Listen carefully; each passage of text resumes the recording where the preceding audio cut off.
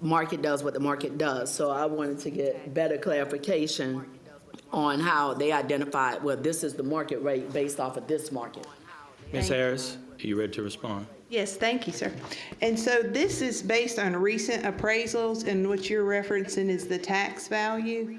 Also, it's important to note, like you said, defer, we'd have to restart because we're supposed to close within 30 days.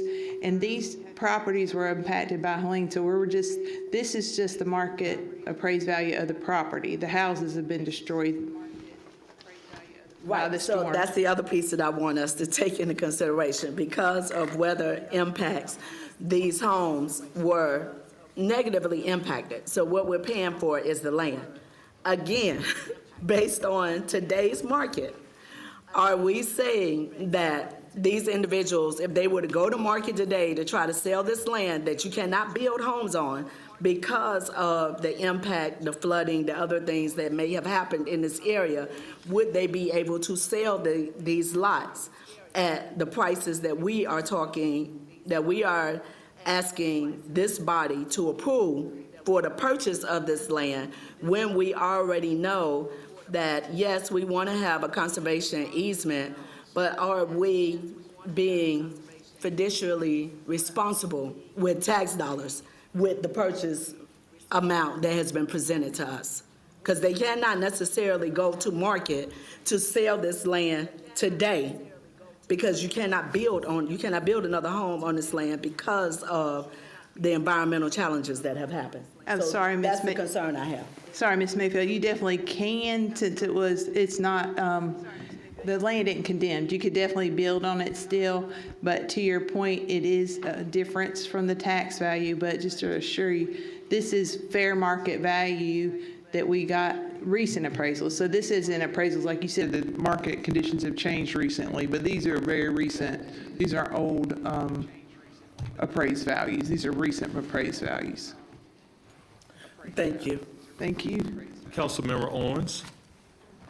So, Maria, I just want to probe around the bounds of that just a little bit more and appreciate the appraiser appraised the property as it is right now. Did they appraise it as a tree save? I'm trying to understand those different It's the standards. fair market value period, regardless of use. Okay, of what they would be able to sell it for now. Are the houses, do they still need to be demolished and taken off the property? They are demolished, correct? They're fully demolished? Are there trees on the property, or were those mostly? Some of it. Yeah. Okay. I'm just trying to understand what it looks like if we acquire these properties. I am sensitive to some of the concerns that Councilmember Mayfield had. But, so when we take something, and this is maybe an education for me, when we take something as a tree save, do we later ever change our minds about that and then sell it to a developer? I mean, No, we turn it over to a conservatory. okay, so that's completely out of our hands. And so when this goes Yes, and at this Tim price- Porter, our arborist, would like to add to that. Okay, Welcome, Tim. Can you go to Thank the you. podium? Thank you. Good evening, Council. Tim Porter, Chief Urban Forester. So the TCPP program uses developer-paid fee in lieu dollars. These are not tax dollars to purchase these properties. It's all monetary collection of fees during the permitting process, developer-paid dollars. And so in every case we protect these properties with a conservation easement with a Catawba Lands Conservancy. Sometimes those missions don't overlap perfectly, so we use other legal mechanisms like a notice of intent to reserve easement or a declaration of conservation to protect them in perpetuity. So long-term, these properties stay conservation land and do not ever become available for facilities or other uses the city may have. okay, thank you. Councilmember Esmir, then Councilmember Johnson. Yes, thank you. First, Mr. Porter, thank you so much for you and your team's work on TCPP. I know that this program was strengthened to make sure that payment in lieu that we were getting was based on the recent assessed value and not based on previous values. So that's why now we have more funds to help preserve more land. I certainly appreciate that work that's been done. Also, we are competing with the market, and I know that if we were to defer this, could you talk about how it could potentially help, how it would potentially we might fall out of the contract, and why timing is so critical? Sure. Thank you for that question, Councilmember Ashmere. We are under contract to close with owners of these properties. I think they may vary. I don't have the exact information in front of me, but some of them may be a 30-day window. They are developable. However, they're right on the river, so the pressure of development on them likely is not significant, but they are buildable lots. They do face significant challenges, as Councilmember Mayfield pointed out, too. However, it's part of a larger effort we're partnering with the county on related to Hurricane Helene relief, floodplain buyout program. We're not a buyout program per se, but these properties are located in an area of town with high conservation value, and we partnered with the county as part of their recent floodplain work to achieve some preservation of lands along the river in areas where they simply ran out of resources. That is helpful. And also, thank you for clarifying, these are buildable lots. I know there have been under TCPP, there have been a number of transactions that have come before us that were buildable lots. We just wanted to make sure we preserve that land for our tree canopy, that the goal that we have of 50% tree canopy by 2050. This helps us meet that goal drop by drop. It does. These are incremental approaches here. They're not large property acquisitions. Any properties that don't have trees on them today, we will reforest within the program. Yeah. That's all. Thank you. Councilmember Johnson, welcome. Oh, thank you. I think you might have answered my second question, but I just have two questions. Can you define recent? I know you said a recent appraisal. I wanted to know the date. Can someone address Councilmember Johnson's questions? You don't know the exact date, but they said within the, sorry. But we can follow up and get that to you. So when you say recent, do you mean within the last year, It's less than last year. last 6 Last months? 6 months, yes. Okay, so that does speak to the market shift. 6 months, can make a difference in the real estate market. And then secondly, am I to understand that it's $600,000 for 1.6 acres in total? $601,000? Yes, ma'am, of riverfront property. Yes, ma'am, of riverfront property. And the reason this location was was It was a as it part, is riverfront property? well, partially, but it's a partnership with the county in areas that were impacted by Helene and the opportunity based on the location.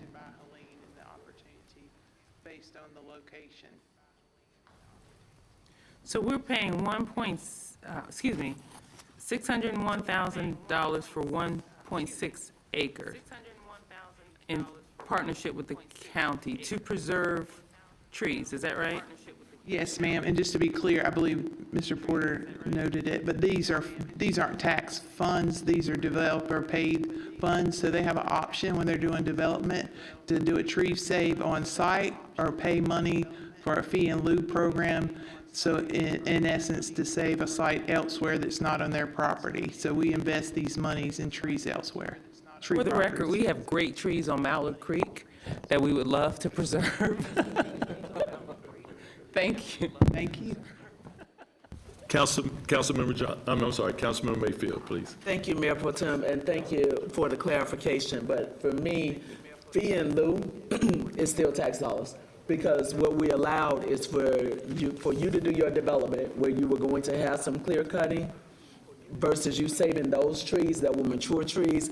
You were given the option to pay into the future growth or investment for other trees. So as far as I'm concerned, it's still tax dollars that help to get us there, because the community, the taxpayers, saw the impact of trees that were removed in their neighborhoods for a development. But I do appreciate the fact that we have this program. I don't have necessarily a challenge with us funding the conservation. It is the dollar amount that is the challenge for me when we think of the fact that we do need to have a tree canopy that's diverse throughout the entire city. Yes, this is beautiful waterfront property. There's a select number of people that's gonna be over here off of this waterfront property, whether it's a greenway, a trail, that's gonna be utilizing it.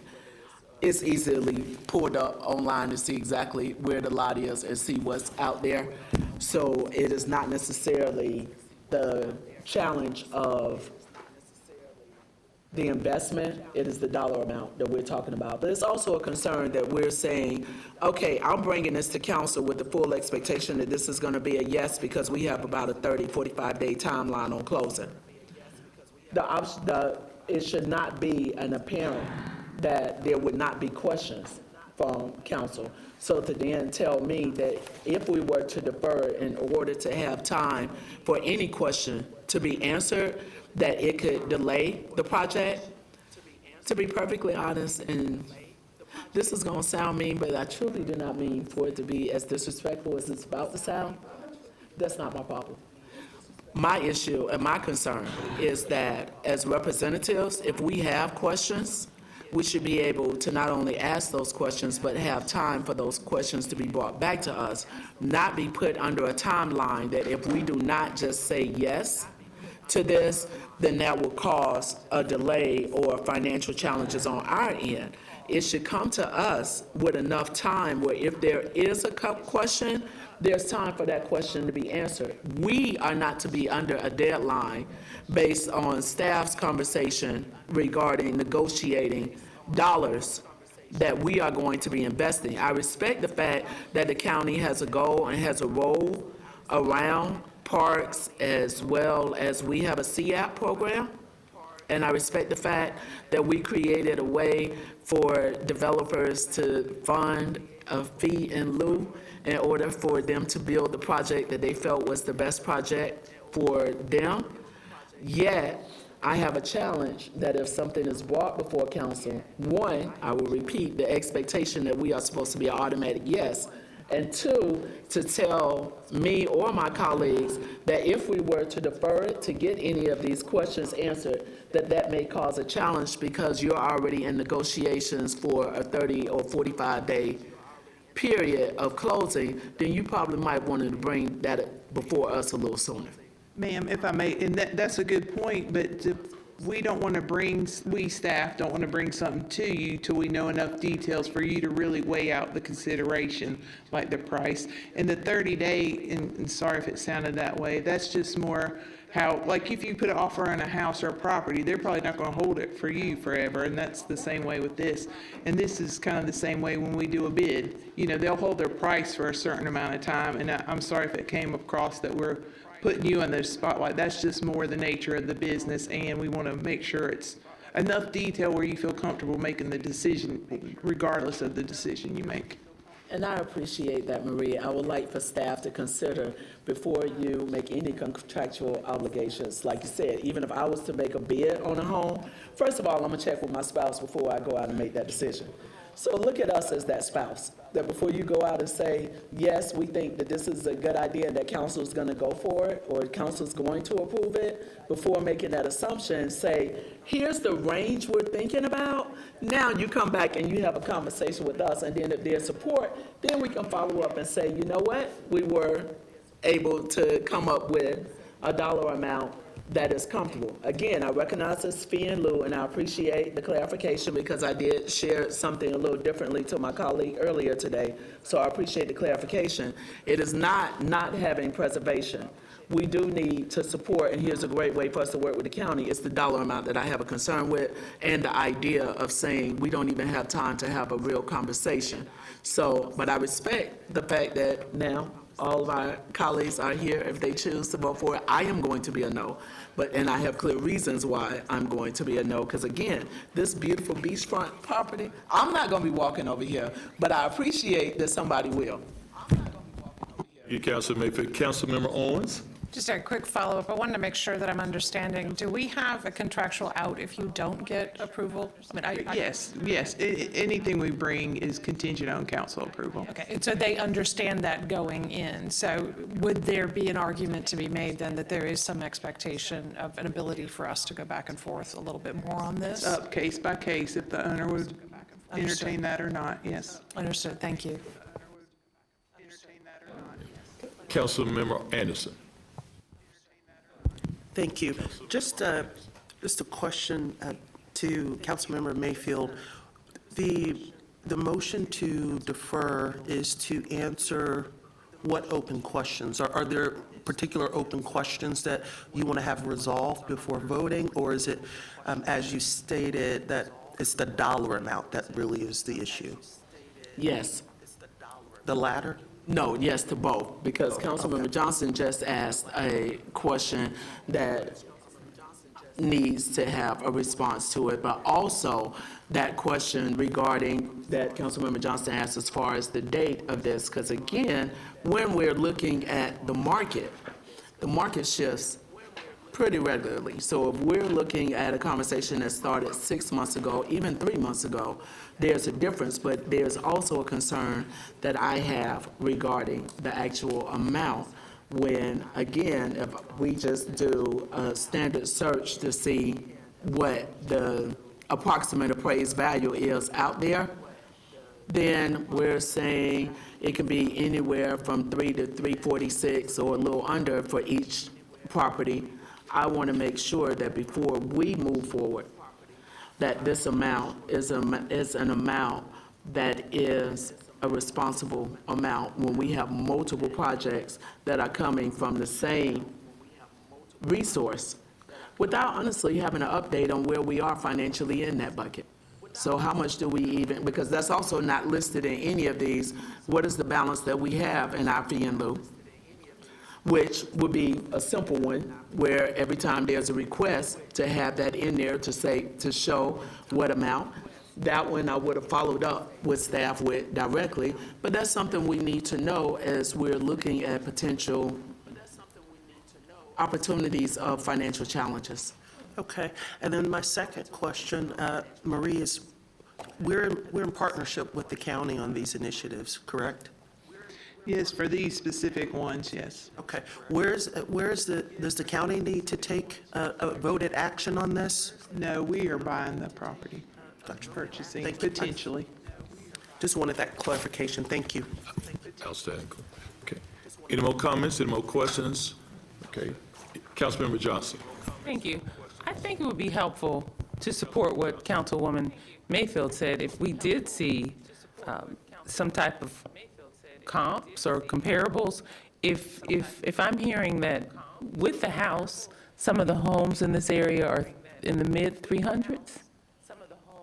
Right now, 360 or so what they would go for according to the Okay, so if a property with a house would go for mid 300s, if we're buying just the land for 600, that does seem out of range, and these are not our dollars, these are taxpayer or public dollars. So we should have justification for this amount, especially if it seems out of range. So I think that our residents would expect for us to have that information before we make the decision. And Mayor Pro So I Tem- would support the deferral until we have that information. Also, if we can define recent, when the appraisal is. I remember we were looking at some information about trees, and it was a report, and you can correct me if I'm wrong, but I think we were looking at data that was a few years old. So I do want to make sure we have current information that we're reviewing. So again, I'm going to support the deferral. Thank you. Thank you. And Mayor Pro Tem, if I might, Greg Crawford's here with real estate, and he can provide a little additional context on the appraisals. Greg, welcome. Thank you very much. Appreciate it. Good evening, council. So I wanted to address a little bit of some of your concerns about the appraisal. And first of all, I'm also an appraiser, in addition to my other roles here. But the highest and best use is what we asked our analysts to estimate for us. And that's the highest and best use, what the market would bear. Now, some of the things that you're referencing, the Zillow, and there's all kinds of data out there for single-family homes on single-family lots, and they sell for X, and depending on which part of town you're in. This was really essentially an analysis of vacant land, and a pretty large piece. that even though it does have some challenges and there were some flooding issues there, what would the market bear to in a redevelopment scenario? So it essentially comes down to, how you can develop that site if you were to subdivide it. And so the comparables, and I'm happy to go over in detail these appraisals with you, in addition to having analysts that we really feel like know what they're doing with comparable sales and all the adjustment process that you go through when you're looking at your subject property, comparing it with other comparables, good vetted data that's confirmed and verified with parties to the transactions. We send this report out to an independent reviewer, and then it's also reviewed internally. So we have some pretty good eyeballs on the analysis itself. It's a little tough to compare this kind of property with just single-family lots. So I just wanted to point that out. There's a little bit of a distinction there. But happy to give you more detail. I don't know the exact dates of the reports, but we feel like that they're still relevant. And the market's a little flat right now in some parts of town, but we feel like that these are still a worthwhile, effective date for this conversation. Mayor Pro Tem, thank you for that. Follow I up, appreciate Councilmember that. Mayfield. Thank you, Mayor Pro Tem. I appreciate that, and this additional time will give enough time for you to provide that. All right. Thank you all. Great discussion. There's a motion on the floor made by Councilmember Mayfield, second by Councilmember Owens, to defer items 32, 33, and 34 to February 23rd. Are we ready for the vote? All those in favor of the motion, raise your hand. 1, 2, 3, 4, 5, 6. All those opposed? 1, 2, 6. Motion passed. It will be deferred to February 23rd. Thank you, everyone. Thank you. Now I'm going to turn it over to our Deputy City Manager, Mr. Sean Heath, to introduce our action preview item. Sean? Thank you, Mayor Pro Tem. Last month, City Manager Jones provided an overview of your new cadence this year as it relates to business meetings. So, of course, the first business meeting of the month, you have your action previews, and the second business meeting of the month is when you have public forum and also council discussion topics. This evening, there are 2 items that are teed up for action preview. Both of them were voted out of committee last week. Both of them will be coming to full council on February 23rd for actions. So tonight's an opportunity for you to dig into these a little bit. You have the 5 Points land acquisition, which went through the housing community. Of course, an exciting opportunity, a multifaceted opportunity with housing being one important piece. Councilmember Mayfield will be prepared to tee that one up, and then staff will provide a presentation. And the second item is the state and federal proposed legislative agenda. Chair Graham is not here this evening, but Councilmember Ashmira, of course, was the previous chair of BGIR and was very close to this work during calendar year 2025, so she'll be prepared to provide some perspective on what came out of committee last week. Thank you. Deputy City Manager, thank you so much. Staff, let me turn it over to the Chair of our Housing Committee, Ms. Mayfield, to introduce this item. Councilmember Mayfield. Thank you so very much, Mayor Pro Tem. I did just wanted to briefly thank not only our housing and neighborhood staff who work very closely with our partners, but I want to thank the committee members because we were able to have a very robust conversation. So I want to acknowledge my members on the committee, Councilmember Johnson, Councilmember JD, because I'm not going to mess up your last name, Councilmember Owens, as well as Councilmember Mayo, where we are looking at this land acquisition funding recommendation of 5 points. This right here, I think we all believe is an example of how a community-led project could lead to great things and great development. And with that, I am turning it over to Mr. Warren Wooten. Great, thank you so much, Chair Mayfield, and good to see everyone tonight.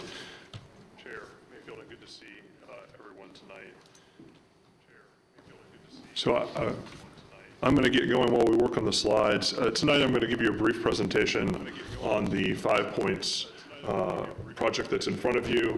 I'm going to review for you land policy as it relates to how you've been working on land acquisition recently, talk about the funding that you have available, and then get into specifically the project that's been brought before you.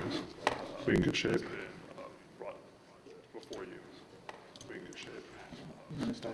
Perfect. No, that's great. Thank you so much.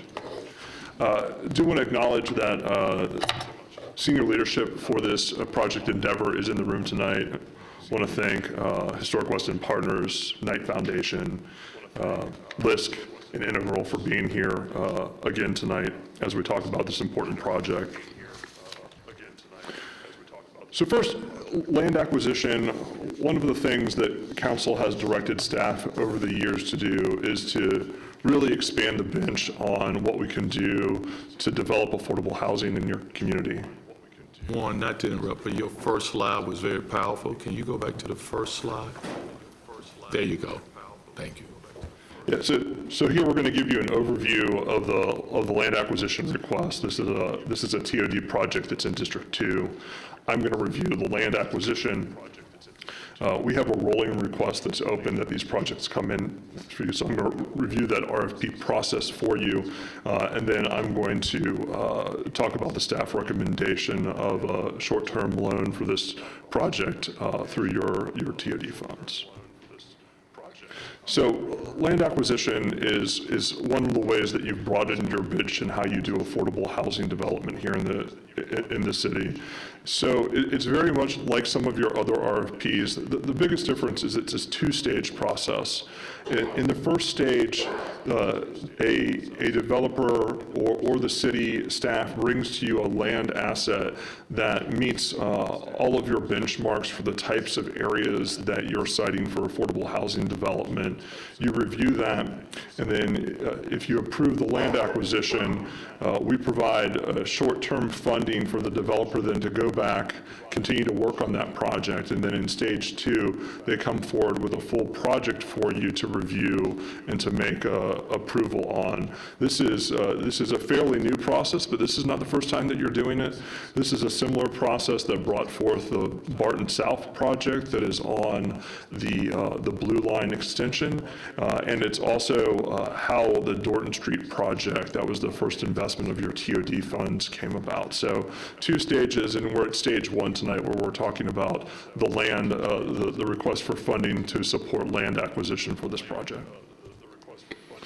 So this is part and parcel with your TOD approach and funding that you have available through your passage of the Unified Development Ordinance. So in the Unified Development Ordinance, developers have a lot of options. You've developed a flexible approach for TOD development that provides your developers options in how they meet various bonuses and can achieve things like density in their project.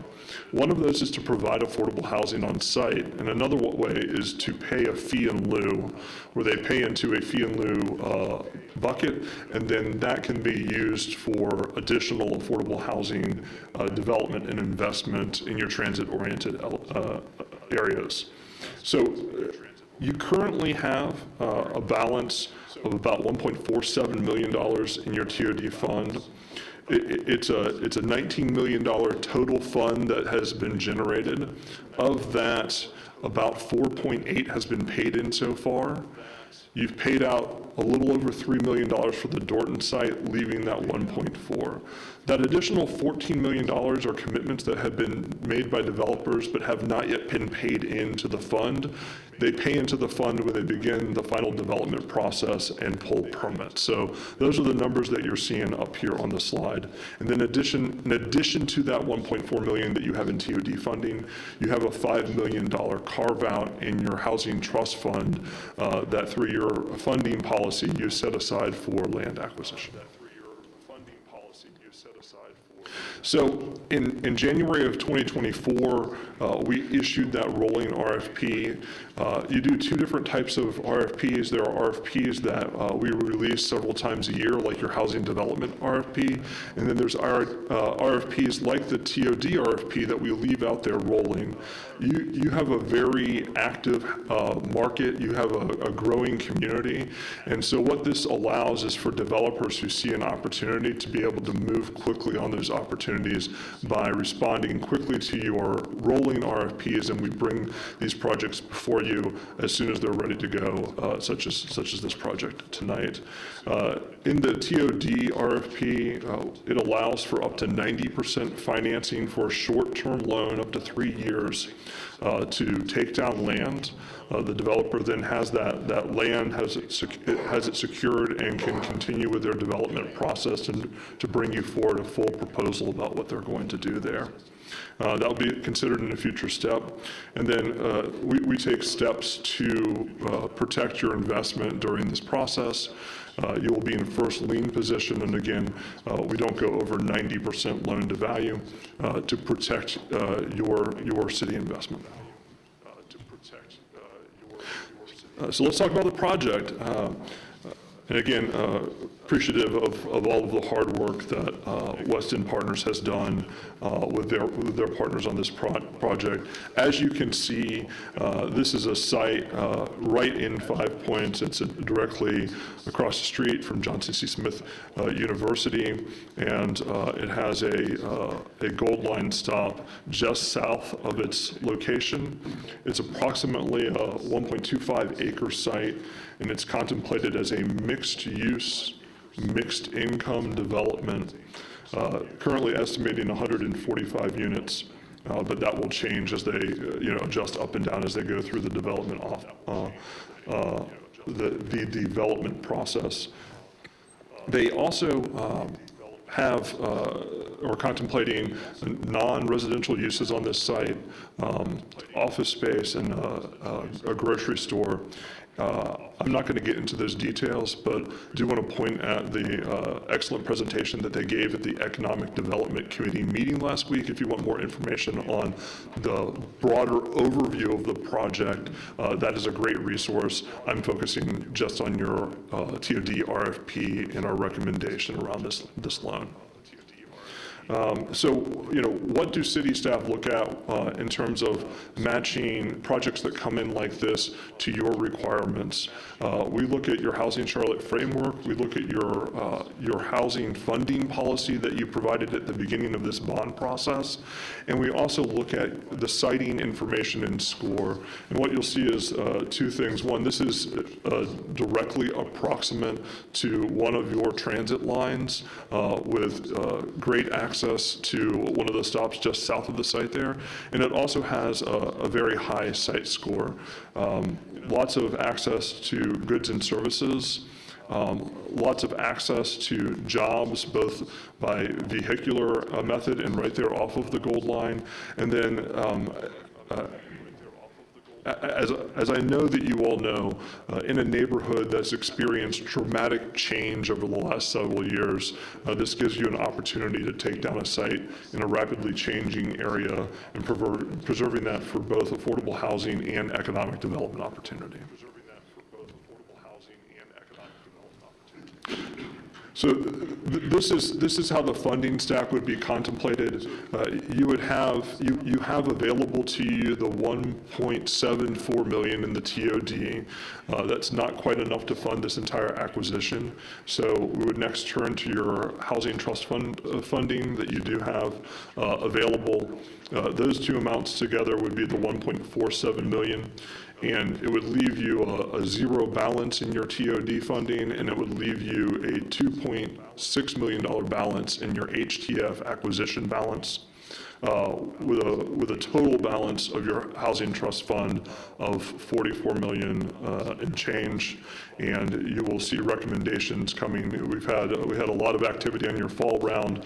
You'll see additional recommendations coming in the next several months on your fall round for HTF funding. And as the Deputy City Manager said when we started the presentation, this is conversation getting you prepped for a request for council action on February 23rd. Warren, thank you so much. Ms. Asmir. Thank you for this presentation. First, let me thank you for bringing this creative way of banking on land closer to our transit-oriented development. This is great. Also want to thank Jitanya and the entire team here. I know Ms. Jitanya has been working on this for as long as I remember, on this project, and certainly Historic West End Partners and the Knight Foundation. Thank you for your partnership. So I noticed in the presentation in one of the slides, the city's investment is protected through a lien against the property. So 4.13 million, is that the full price of the land? It is not. That's your invested amount. That's 90% of what is lesser of the paid value or the appraised value. So the city will look at whatever's less, whether it's the appraised value or the contract value, and take 90% of that. And that's what you're seeing on this slide here is the 4.1 million. If I do the math in my head, the actual paid price or the appraised price is 4.9. So they're bringing skin to the table where they're putting in the residual to pull the land down. So the Historic West End Partners is putting other 10%? Their development group is jointly responsible for that. Yes, that's correct. Got it. In terms of, I like this forward-leaning approach. I also like this helps us compete against the market, especially with land banking. I certainly support this. I think this is much needed in District 2.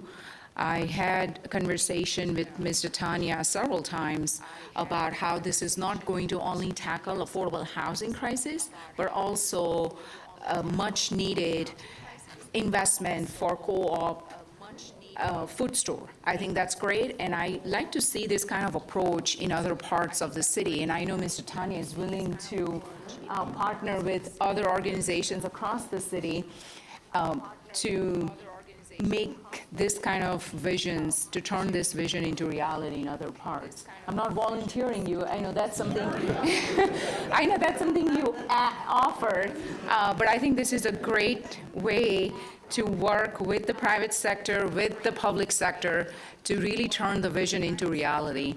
I'm very excited to see this, and I hope to see more of this in other parts of the city. That's all I have. Thank you. Great comments, Ms. Ashmere. Any other comments? And then I'm gonna let the chair bring us home. Councilmember Anderson? Thank you. I just wanted to say that this project is a great example of something that we can begin to replicate in other parts of the city. I know Ms. Titania has already offered herself up for parts of District 1 and other parts, any part of the city who's interested in doing something that is unique and collaborative.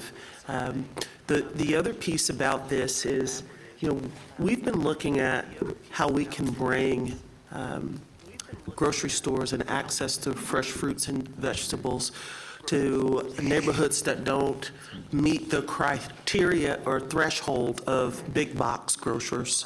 And this is one unique way that we can do so. And, we don't always look at food deserts as a safety issue. But when I was having a conversation with Chief Johnson for the fire department, he talked about when things like a storm or any kind of other extraordinary event occurs, if our residents can't walk to a grocery store to access food, then it becomes a safety issue. And so I very much see this mixed-use opportunity as a way to address safety within our city and within a part of town that desperately needs that investment. So I want to say thank you for the work. I also know as we look at the Main Streets concept as a city, this is an example of a group that has utilized and leveraged that type of model, leveraging it from a national practice locally. And I think, once again, will be a great example of how we can replicate and scale a other successful ventures after this one. So I'm happy to support it, and I just want to say thank you for the work and the effort. Thank you. Great comments, Councilmember Anderson. Councilmember J.D. Thank you, Mayor Pro Tem. I just want to say congratulations to everybody that was involved in this effort. I want to recognize I was not on council, so I'm not going to take credit. But I do want to say I want to express my observations. This is the reason why we need to fund business district organizations like Historic West End Partners with, and let it be on the record, a line item in our budget, because this is the work. This is the fruit of the labor of these organizations like Historic West End Partners. And this is also a prime example of answering the question government gets on what we can do with this is what we can do, and not deferring it to this is what we can't do. As we continue to grow as a city, I think many residents, particularly those in Black communities and brown communities, marginalized communities, are fearful of being pushed away and displaced just to simply have access to transit. And this shows us what being active and proactive with community engagement looks like, and it also shows us that with political will and courage, we can deliver services to communities. I think bringing mixed income and mixed-use development to Black and brown communities is no longer a possibility, it's becoming a reality. We can do it. The city can do things to mitigate the harms of displacement as we're growing as a city. And I think the idea to Councilmember Ishmael said and Councilmember Anderson said of co-op, this model is huge. It is really making sure that the city is facilitating how a community shows up for each other. So congratulations to everyone. Congratulations to my colleagues that played a huge part in this, to Historic West End Partners, to the staff. This is a huge moment for the city. Thank you. Thank you, Councilmember J.D. Dr. Watland. Thank you, Mayor Pro Tem. I just want to also extend my congratulations to Tanya, to Racine, I see back here, and all of the partners with this project. You guys continue to lead the way. So very, very impressive to see what you're doing up and along the corridor, whether it's property acquisition, whether it's land acquisition or community building. It's fantastic. To that end, I'm very interested to know how we are capturing the learnings. Because there are certainly other organizations around the city, or other BDOs who are doing great work as well, but I want to make sure that as we're bringing these tangible projects to the table, that we've captured whatever capacity building that we need to understand so that others can come behind and do it as well. So we'd love to understand that. Once again, congratulations, and I look forward to supporting this one when it comes along. Once again, congratulations.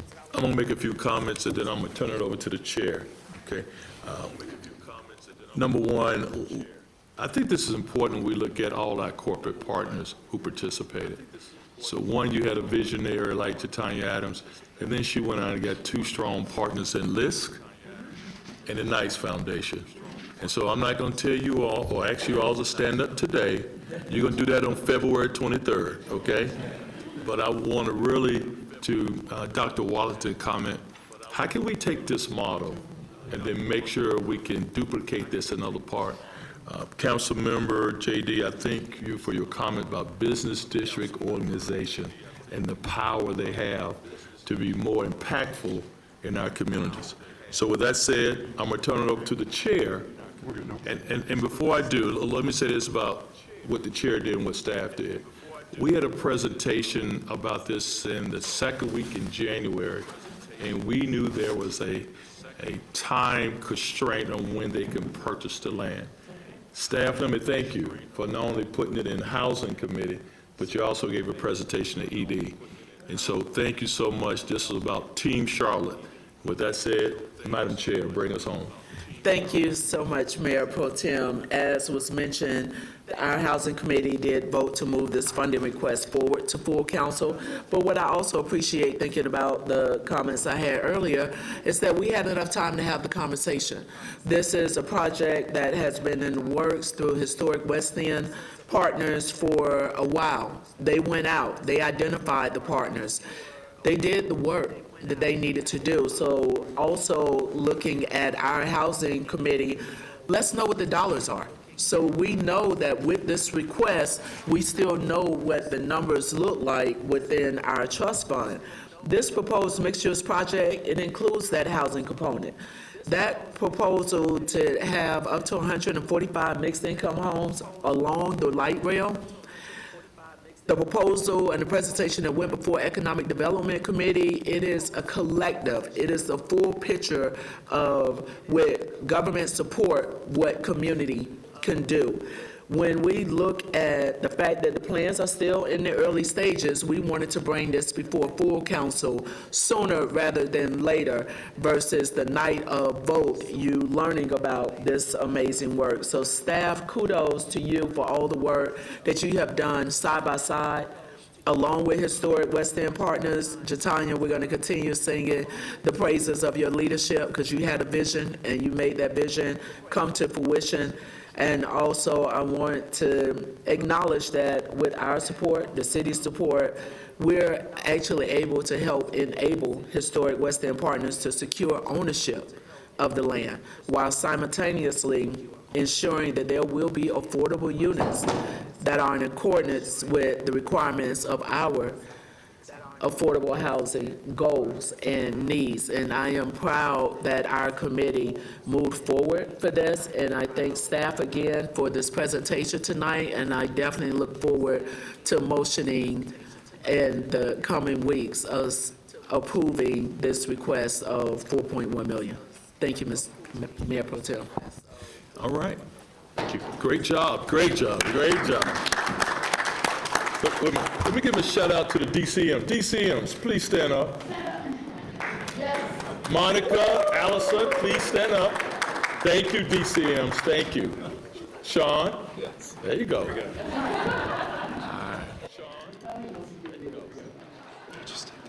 The next items as to get prepared, I'm going to turn it over to Councilmember Ashmere, and we have a friendly face in the audience, Mr. Dana Fenton. Hello, sir. Thank you. You're all going to miss out. First, on behalf of the committee chair, Graham, and I want to recognize committee members Owens, Mayo, and Mitchell.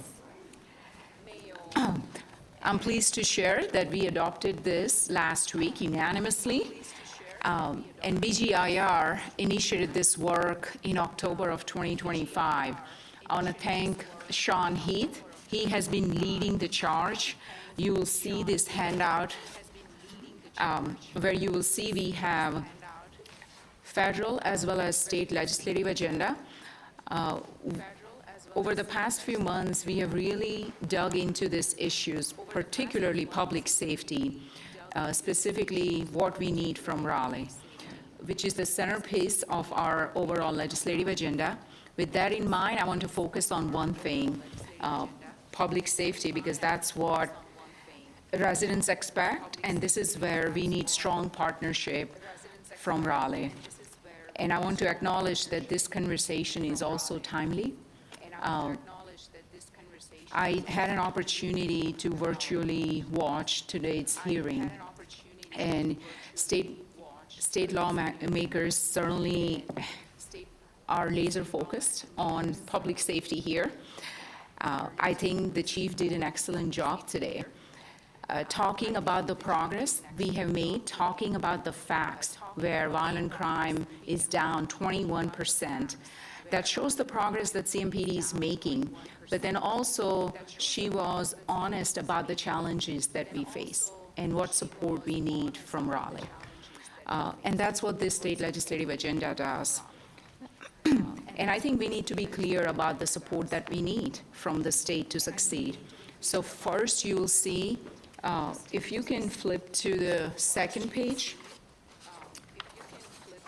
and the first portion of our state legislative agenda, you will see that first, we need more investments in mental health resources.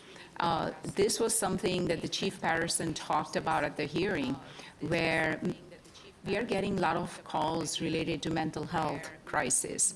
Law enforcement alone cannot solve that, and we need investments in mental health services so that we prevent crime before it happens. Second, we need state support for recruiting and retaining law enforcement officers. This is also something the chief talked about earlier today. Departments across the state are facing staffing shortages. We are not alone. Third, we need resources for the entire justice system, not just policing. That includes the district attorney's office. Spencer Merriweather was also at the hearing, public defender's office, and our courts, because we know that when our cases move slowly, victims have to wait longer, and we have heard from them, and accountability suffers. Fourth, we are asking the state to help reestablish a local juvenile detention center. This is also something the chief had talked about at the hearing today. Because if we want young people to turn their lives around, we cannot send them hours away from their families and support networks. And fifth, we support stronger penalties for assaults on our transit operators and continued investments in safer roads and transportation system, and that's something that Councilmember Owens have championed. So you will see that Tier 1 and Tier 2, we are also supporting, I know Councilmember Mayfield is going to bring this up, so before she does, I will answer that. We are also investing in affordable housing. As you can see, we have specific ask for housing, for infrastructure, as well as workforce development. And you will see, as part of our public safety Tier 2, we have 3 items. First is sentencing, stronger sentencing tools for repeat offenders, improved qualification and compensation for magistrates, additional authority to address quality of life safety concerns. And let me say, all of this, the committee did not come up with. This is something that is a direct result of collaboration from the business community, from grassroots community, from our partners at all levels, the county, the DA's office, our courts. And Mr. Heath, thank you so much for leading that effort. You did this in record time. You met with close to 15 stakeholders in less than 2 months. We appreciate your leadership on that, because we know that these are all connected to public safety. So timing is crucial here. Council will be asked to adopt this later this month, because we have federal advocacy meeting in March, and then North Carolina General Assembly's short session begins in April. So it's a very tight time frame, but I really hope that we can adopt this end of this month so that we can speak with one unified voice when those decisions are being made, particularly the Business Alliance, the county, so that because there was a question that was asked multiple times at the hearing, how can we help you? Well, here's the list. This is how you can help us. And I also want to recognize the committee. Many of us have had conversations with the DA's office, with the county, with our court system, to help ensure there is alignment at all levels. So that's all I have. And there will be a longer presentation on this that will be in your package if it's not already there. But feel free to reach out to Sean Heath or myself with any questions, or even Chairman Councilmember Graham, who is also very involved in this process. That's all I have. Thank you. Councilmember Smith, thank you. Councilmember Anderson. Thank you. And thank you for the update. I sat in and participated in some of this discussion, so I'm aware of it. Question, though, for the committee. you've laid out what you all have voted to move forward. Were there any particular items or salient topics that were not moved forward, but you all felt, it was right there on the line? So, Councilmember Anderson, we did move forward all the public safety items. That came as a result of direct feedback from our stakeholders.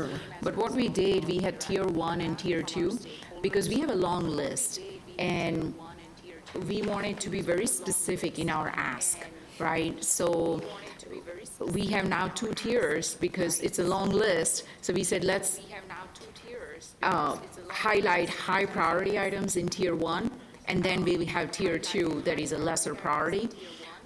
In fact, reestablishing of local juvenile detention center was something that was part of Tier 2, but the committee decided to promote that to Tier 1 because we see a greater need for that, and that's something we have heard not just from Chief Patterson, but also from community leaders as well as business leaders, to make sure that we are holding repeat offenders accountable closer to the support system that they have. Of course, yes. My question was really around for the other areas. So public safety is top of mind, and that is center of plate for our community, right? But for the other areas, specifically the 6 other areas, were there any Tier 2 items that did not make it through? No, we did not, because the other areas did not have as many items as the public safety does. I just wanted to highlight a few things in terms of the zoning, because that aligns with our overall UDO. So there were a few items that we had under planning, land use. Obviously, we wanted to highlight aging in place, because this is something I remember discussing this when I served on the Housing Committee, really looking at the threshold to support adults aging in place. I know this is something that Councilmember Mayfield has certainly advocated for in the past, but there is already a Senate bill out there, so we thought, let's just go ahead and throw our support behind it. There is already a movement. So we are including that. But we didn't eliminate anything that was recommended by staff. Thank you. Councilmember Owens? So I have a couple of things. One, just commenting on the agenda, and then another perhaps addressing a concern that I had that was not expressed during committee, but it does go to Councilmember Anderson's question around other tiers of inquiry. It's been brought to my attention most recently by community members that our state legislature, and I'll put this in the housing category, that our state legislature is withholding IOLTA dollars. And IOLTA is interest that is earned on trust funds that are held by lawyers. And traditionally, those dollars go to fund legal aid. And the needs of our legal aid community are absolutely paramount to me in terms of keeping people in place. Because as people have issues with their rents, they have issues with their landlords, they are dependent on legal aid to help them stay in place. And so if I had a second tier, if I had an opportunity to have a bite at that apple, I had not appreciated that those monies were being held. And I would encourage us in any ways that we do have any influence to encourage those monies that are being withheld. I don't fully appreciate the dynamics of that, but I do appreciate the effect that it's having on our legal services, particularly here in Mecklenburg County, where we continue to have legal aid available to people. Our attorneys who serve legal aid are servicing so many other counties that have now lost their funding and have lost their legal aid. So I think, again, when we're looking at retaining housing, that's a big concern of mine, and I'll put that out there. But just so that, briefly on that topic, the other one I do want to mention, and I don't view Tier 1 as having a particular prioritization, and so I do note the last one that's in Tier 1 is one that I was very keen to have escalated, and I think we've all received a lot of constituent inquiry around red light cameras and some of the things that perhaps we could inquire of our state legislature to make more clear. I think to that point, we did also discuss that Greensboro is confronting similar issues in wanting to appreciate how those monies can be applied and what portion of that goes for schools. So anyway, I will just raise those, but I do appreciate Councilmember Ashmira's summaries. Councilmember Ashmira, go ahead. So, Mr. Heath, I know the last bullet point was added as a result of Councilmember Owen's advocacy. Maybe there might be an opportunity to be more specific to her point, where we can have a specific ask, because this is really wide. I think if we are really laser focused on red light cameras, maybe we can be more specific for this last bullet point before it comes. But wanted to hear if you have any other thoughts. Maybe there is always a reason behind why they sometimes make that language. I know that's based on our lobbyists and others. So I wanted to hear your thoughts. If I may, and I can channel Sarah Hazel here for a second, when this came up last week, this may be a both and also last week, I believe a memo went to council suggesting that if there's a will for additional conversation on red light cameras and possibly a city program, that staff is ready, willing, and able to have those conversations. So I think that that's out there, and that could be separate and distinct from where the legislative agenda moves. Potentially, on the legislative agenda, I believe the point that Sarah made last week was on this particular one.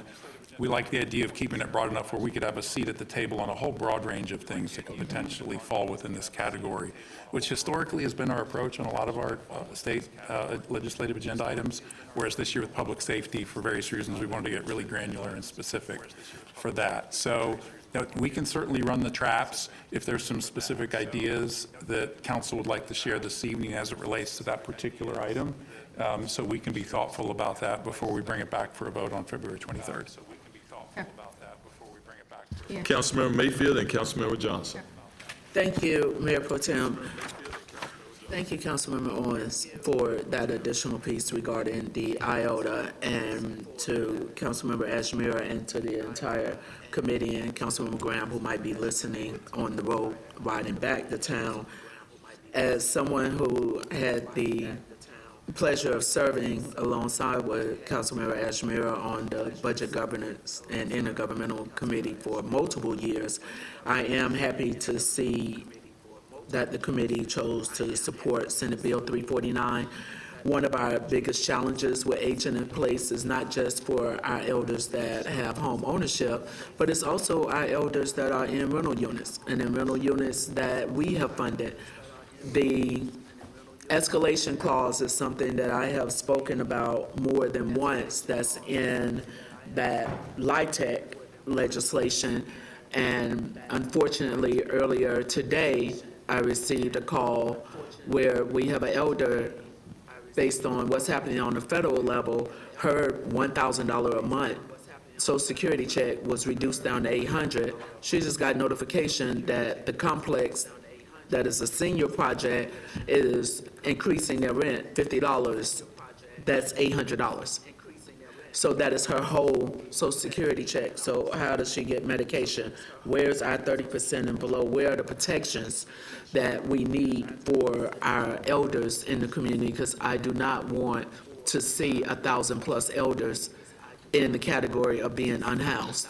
As well as I am very happy that the support continues for us to, first of all, they got to pass the budget. But one day, the fact that we have the support there for the provision of appropriating funds for our workforce housing loan program, because that is, we have people who earn $75,000 to $150,000 a year, but cannot afford to buy a home or make that investment in Charlotte and even in our region right now. So I appreciate the fact that housing stayed in the conversation, and as far as well as economic development and the work that we're putting around our advocacy.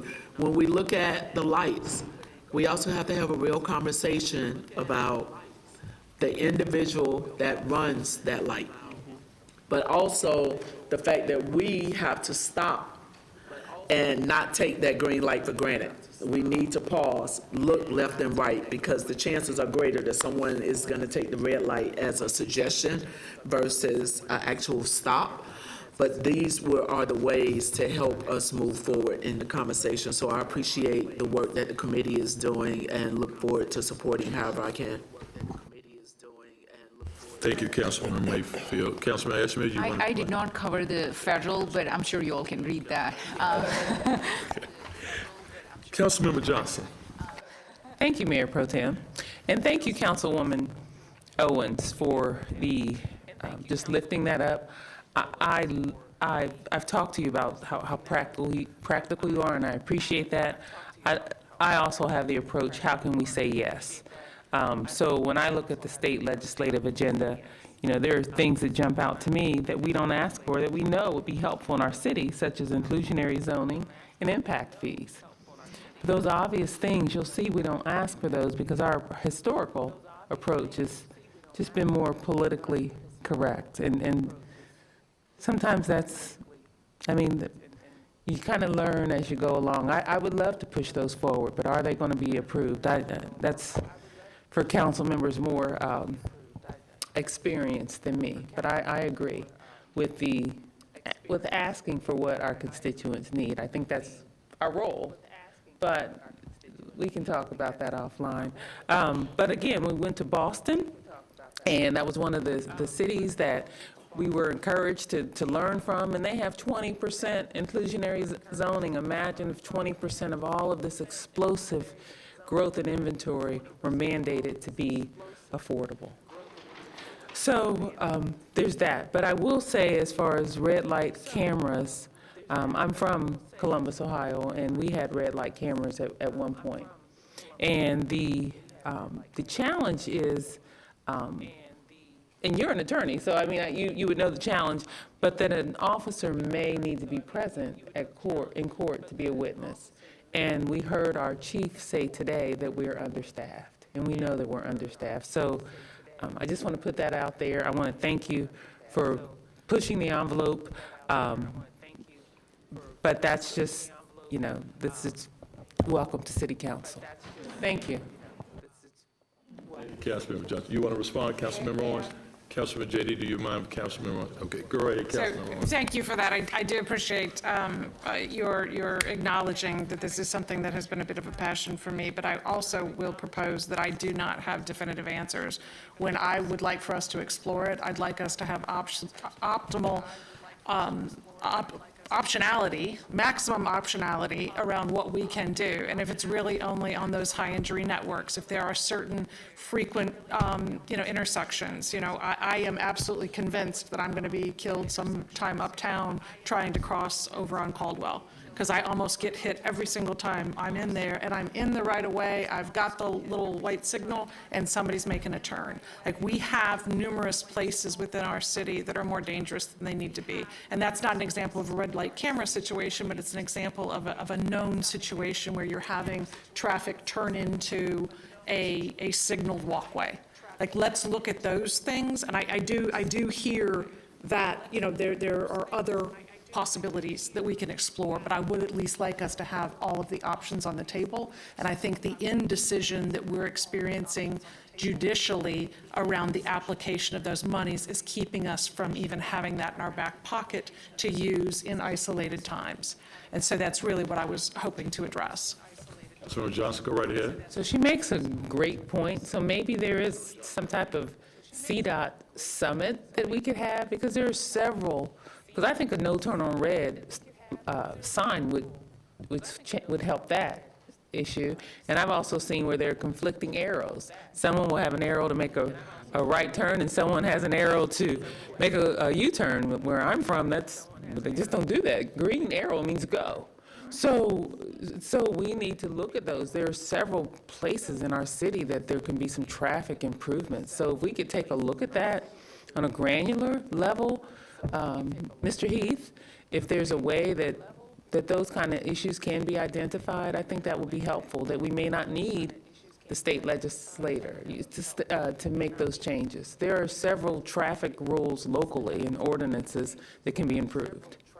Well, and if I could just add to that, I appreciate the sentiment that they can be improved. I think something that was explained to me the other day in a different context, it was around how people experience the Board of Elections, and everybody kind of has their own experiences from where they've come from. I think the same factors are at play when you have people moving here from all over the country and they have different experiences with what the green arrow means or what the lights mean. I think we do have an element of education that we can do, but I also think there's an element of engineering and some changes that if we do have the authority, I'd like to understand what that authority is, and if we can make some changes that make life a little bit clearer for all of us, including all of the people who move here from other places where they may have different experiences with what the traffic ordinances are. I mean, the arrow for the left turn should be yellow. It's yield, you know, so instead of turn should be yellow, it's yield, you know, so instead of. Councilmember JD, bring us home. Yeah, I mean, I just really want to reiterate, thank you, committee, for putting these priorities forward. I think it shows that this council is serious on tackling public safety, and particularly pedestrian and driver safety. Just this past weekend, East Charlotte saw 3 fatalities in traffic incidents. And I really would love this council to approach a proactive conversation about red light cameras, what that looks like, not across the city, but in 13% of our roads, which are the high injury networks, right? That's where 80% of our fatalities are happening, in those 13% roads that make up the city of Charlotte, which our Vision Zero report laid out a month or so ago. I also want us to, Chief Patterson did an excellent job today at the hearing where she highlighted a program that I highlighted during the campaign trail, which was the JADE initiative, is to tackle juvenile crime, to tackle juvenile delinquency. And I really would love to have more proactive conversation of what that juvenile detention center looks like, and how do we find the balancing act of not criminalizing young people, particularly Black and brown young men, who sometimes are not afforded the opportunities that other students are afforded, right? And making sure we're mitigating the harms and risks of a life of crime and giving them second opportunities, but also the balancing act of enforcing our laws and making sure that people are abiding by our laws, particularly young people in our city, and bringing down those rates. I think it is a conversation that needs to be had, and how we address juvenile crime and make sure that we're not criminalizing young people, but we're also making sure they have opportunities. Thank you. Councilman Anderson, are you? Thank you. Councilman Johnson, she gonna Follow hear up you. to that, I'm sorry, thank you. So, a couple years ago, our housing committee, we talked about reopening the juvenile delinquent center. And there wasn't the will at that time, or we didn't move forward because we recognized that I think it was 90% or 99% of the youth who commit crime had history of mental illness. So we wanted to take a look at a more solution-focused approach. So I would like follow-up on the recommendations that we discussed at that time, if we can get some follow-up. Okay, thank you. Mr. Heath, go right ahead. Yes, we'll be happy to pull that together, and just at a 30,000-foot level with Councilmember Watlington and the Housing and Safety Community Committee, there was a lot of work done around the upstream focus on prevention activities, and this council has a long history of supporting prevention through the Office of Youth Opportunity, CMPD programming, the Financial Partner Program as well, and then there was co-equal emphasis on behavioral health for youth, and council agreed to authorize a $2.5 million investment for the Caden Blessing Center, which will come online later this year. So I just wanted to say those things out loud, because juvenile detention was never intended to be the focal point necessarily for the city leaning into juveniles, certainly, but we can get you a report very quickly, for sure. Yeah. 21%, you know. Councilman Anderson. Thank you. So 2 quick points that there's been a robust discussion around the juvenile detention center, the pros and cons in the community lately from a judicial perspective, from a behavioral health perspective, and others. And because it was here before, I've gone out to visit the site, and we have people who actually know how to operate that's their developed muscle, right? And so as we look at certainly from a legislative agenda perspective, I feel, and I appreciate the walking the line of being broad, but with some level of specificity. But on a topic like that, which is bullet point 3 in the tier 1 of public safety, I believe there needs to be a double click around language of what our actual direct ask is, and how it would be, where it would be tethered to, because this is an ask that could fall within the city of Charlotte, it can fall within the sheriff's department, it can fall, in a variety of different spaces. So that's just giving me a bit of consternation on that third bullet point. But that's not why my initial thought that I raised my hand on. But I think that's a really, really important topic that we need to make sure the ask is proper, because otherwise we can get down a rabbit hole very, very quickly. My initial thought, though, was that with all of the conversation around red light cameras, bringing them back, and I know staff is conducting research on this, I believe potentially that might be a topic we could have referred to the Transportation and Planning Committee, because we did have red light cameras in our community. We decided to pull those back. Now we're getting these asks. I know I've received many emails from my constituents around this. I'm sure the rest of council has as well. I believe it's the right balance of whether, is it a safety question? Is it a revenue generating question? We have to balance that the right way, and I think that's a conversation that could work well in committee with the Transportation and Planning Committee. So it may be a referral opportunity, Mr. Heath. Just a thought as we move forward. Thank you. Great discussion. Thank you, everyone. So, council, we're about to go into closed session, and so I'm going to ask our city attorney if she can read the language, please. Is there a motion to go into closed session pursuant to North Carolina General Statute 143-318.11A4 to discuss matters relating to the location or expansion of industries or other businesses in the area served by the public body, including agreement on a tentative list of economic development incentives that may be offered by the public body in negotiations? So move. Second. Made by Dr. Wallaton, second by Councilmember Mayfield. All those in favor going to closed session, raise your hand. Very good. Closed session, we are.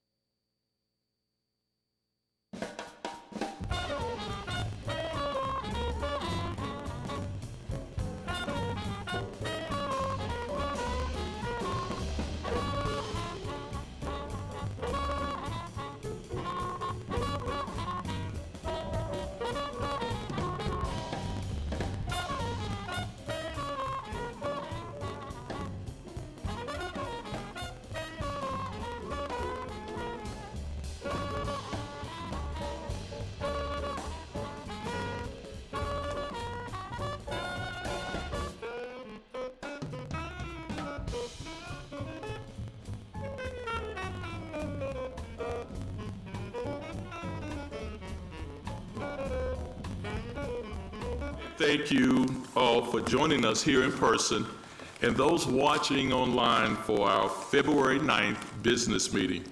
Now let's begin our City Council meeting with introductions around the dais, starting with our City Clerk. Attorney. Good evening, Dimple Ashmera, at large. Good evening, I'm Victoria Watlington, and I have the pleasure of serving you as a member at large. Joy Mayo, District 3. Good evening, Dante Anderson, District 1. John Heath, Deputy City Manager. Good evening, everyone. James Mitchell, Mayor Pro Tem. Good evening, Kimberly Owens, representing District 6. Happy Black History Month, Luana Mayfield, serving you at large.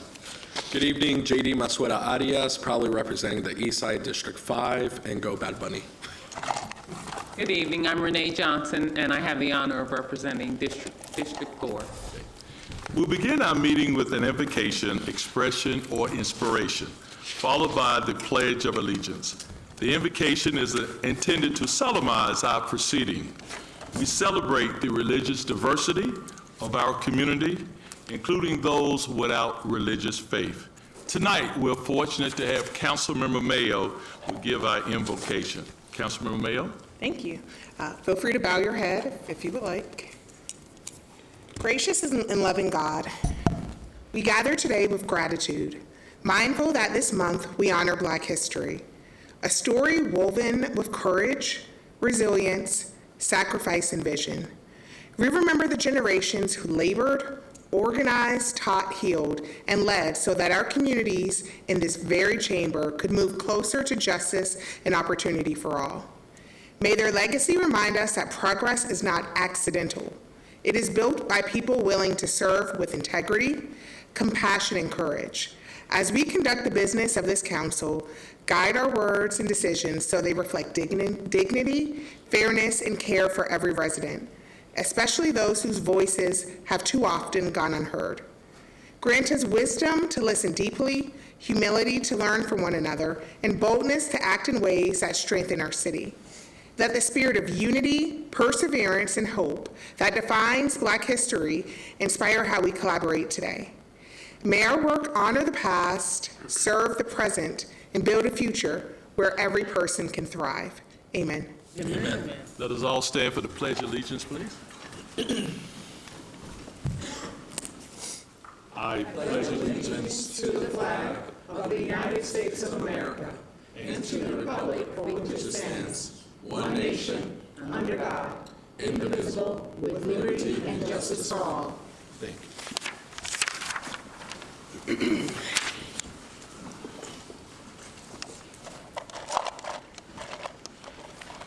I want to do a special recognition before we move on. I want to take a moment to recognize something truly special. It's rare for Charlotte to experience not one, but 2 winter storms in a row. But what's never rare is the dedication of Team Charlotte. Because when our safety of our residents is on the line, this city shines brightest, and it shines because of our staff. This past weekend, while many of us were home staying warm, city staff were out there in the elements, working around the clock, and some even spending nights away from their families, sleeping in office just to keep Charlotte running. So I've asked each of my council members to join me as we all recognize several departments for their efforts. We're going to start with Councilmember Johnson. Thank you, Mayor Pro Tem. I want to thank and lift up the incomparable Debbie Smith and the incredible CDOT department. CDOT treated and cleared over 13,000 miles of road using nearly 100,000 gallons of brine and 3,500 tons of salt, and they operated 24/7. Thank you, CDOT. Councilmember JD. Last week, I had the privilege of visiting the headquarters of the CFD, where our emergency management services is located. And I just have to say, what an incredible operation they have.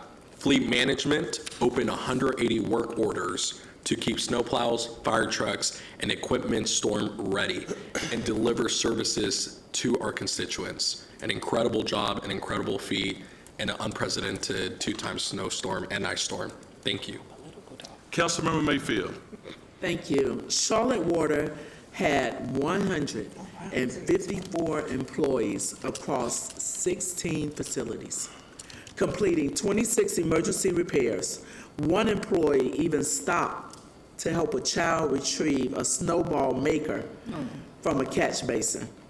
That's service. Councilmember Owens. Charmac 311 handled 1,374 calls with lightning-fast response times. Councilmember Anderson. Our general services crew kept 33 city facilities safe and accessible throughout both winter storms. And I'd like to have a special thank you for everyone who operated our EOC and spent time away from their families. And thank you tremendously for everything you did to keep Charlotte safe. Councilmember Mayo. Yes, during the storm, CATS kept rail operations moving. I saw the bus through my neighborhood, actually, when I was warm inside. So very grateful for the work of our CATS team. Councilmember Watlington. And it wasn't only our residents, our people residents. Animal care and control also protected our vulnerable pets, and we appreciate you taking time out away from your families to keep ours safe, all of them. Councilmember Ashmere. Last but not the least, solid waste services, they stepped in where needed. And of course, our first responders at Charlotte Fire and CMPD answered the call nonstop. And to our team at Charlotte Douglas Airport, thank you. And council members, let's all stand. And let's give each staff member who showed up, stepped up, and pushed through the storm. Team Charlotte, we see you and we appreciate you.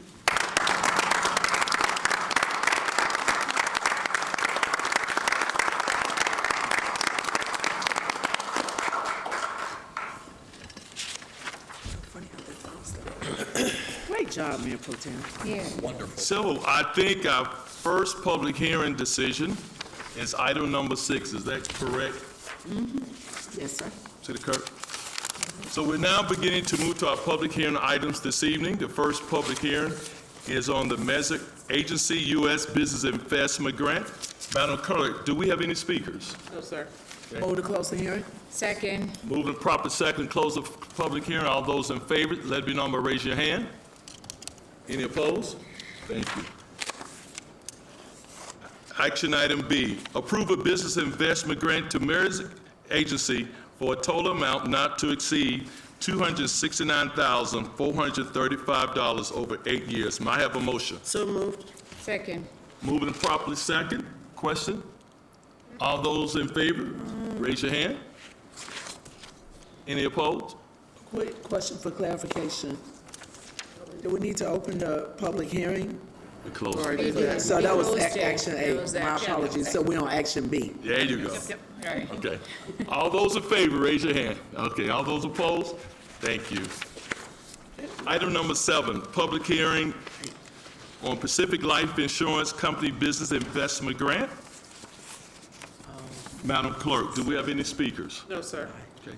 Is there a motion to close the public speakers? I Second. think you need to make sure we open it and then Okay, ask. I'm sorry.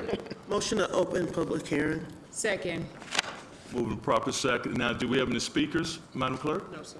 Move to Have a close the motion to public close? hearing. Second. Moving proper second. All those in favor, close the public hearing?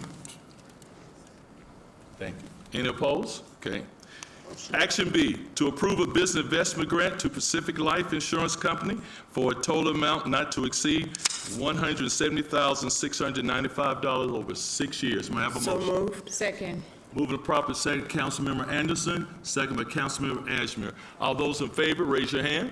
Can I make a comment, Mr. Pro Council, Tem? well, let me finish the motion. All those opposed? Councilmember Anderson, go right ahead. Okay, thank you. I just wanted to take the moment to welcome Pacific Life Insurance to the city of Charlotte. This is their first venture in the Southeast. They're headquartered in California, and Yes, they're going to be in District 1, but also bringing some tremendous good-paying jobs to the South End area. And they were very, very excited about having the opportunity to locate here in the Queen City. And as I was speaking with some of the leaders there, they mentioned that interacting with our leaders and some of our community residents was really the glue that kind of stuck with them to say, yes, let's choose Charlotte over other cities. So very thrilled to have Pacific Life in the Southeast, but specifically in the Queen City. Thank you. Thank you, Councilmember Anderson. Now we move to item number 8, public hearing on Scout Motor Business Investment Grant. Madam Clerk, do we have any speakers? No, sir. Is there a motion to open up? A motion to close public hearing? No, we gotta open it. Oh, gosh. Y'all really want us to talk tonight, right? Motion to open public hearing for number 8. Moving to proper second, okay. Now, any Now- speakers? Madam Clerk, no speak, is there a motion? Actually, Mayor Pro Tem, all you need to do is open the public hearing and then ask if there are speakers, and then if there are speakers, we hear from them. If not, you can entertain a motion to close the public hearing. Okay. Motion to close the public hearing. Moving to proper second to close the public hearing. All those in favor? Any opposed? Okay. Now, I'll move on to motion B. Approve a business investment grant to Scout Motors for amount not to exceed $7,285,518 over 15 years. So move. Moving to proper second. All those in favor, raise your hand. Any opposed? Just want to make a comment. Councilmember Anderson. Thank you.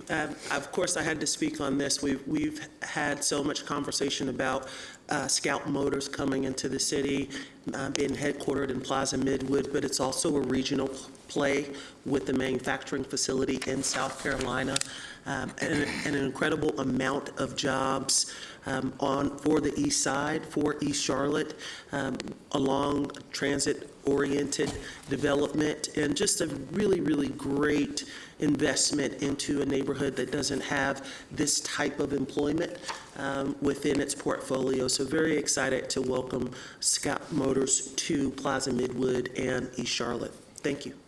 Thank you, Councilmember Anderson. Now we're going to open the public hearing on SoFi Technology and subsidiary business investment grant. Is there a motion to open? Motion to open hearing. And you don't need the motion. He can, Mayor Pro Tem can You open can the ask. hearing. Yeah.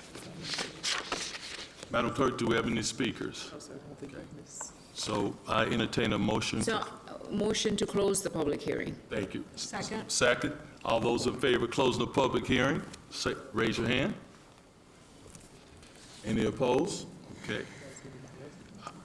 Now, I would like to make a motion for item B to approve a business investment grant to SoFi Technology and subsidiaries for a total amount not to exceed $40,615 over 7 years. Can I have a motion? So moved.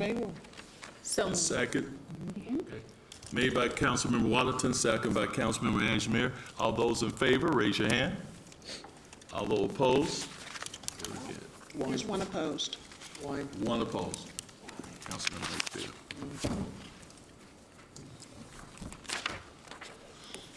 Now we're on to the policy section of our agenda.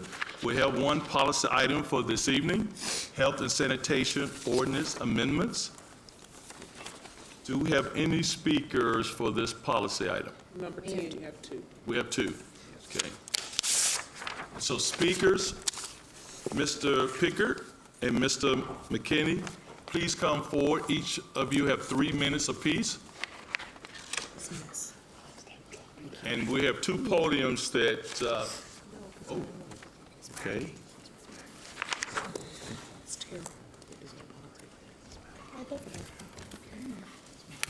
So we have a mix-up here, so can you introduce yourselves, please?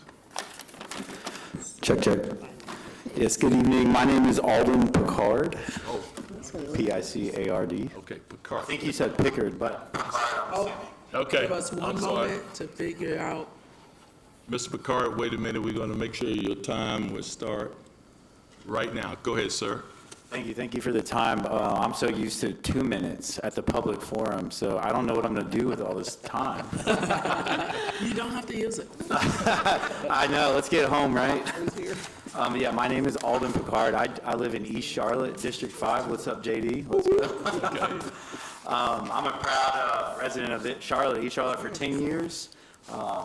I work in the field of wildlife conservation for the North Carolina Wildlife Federation, and I'm speaking tonight on behalf of the Charlotte Coalition to Protect Our Urban Nature.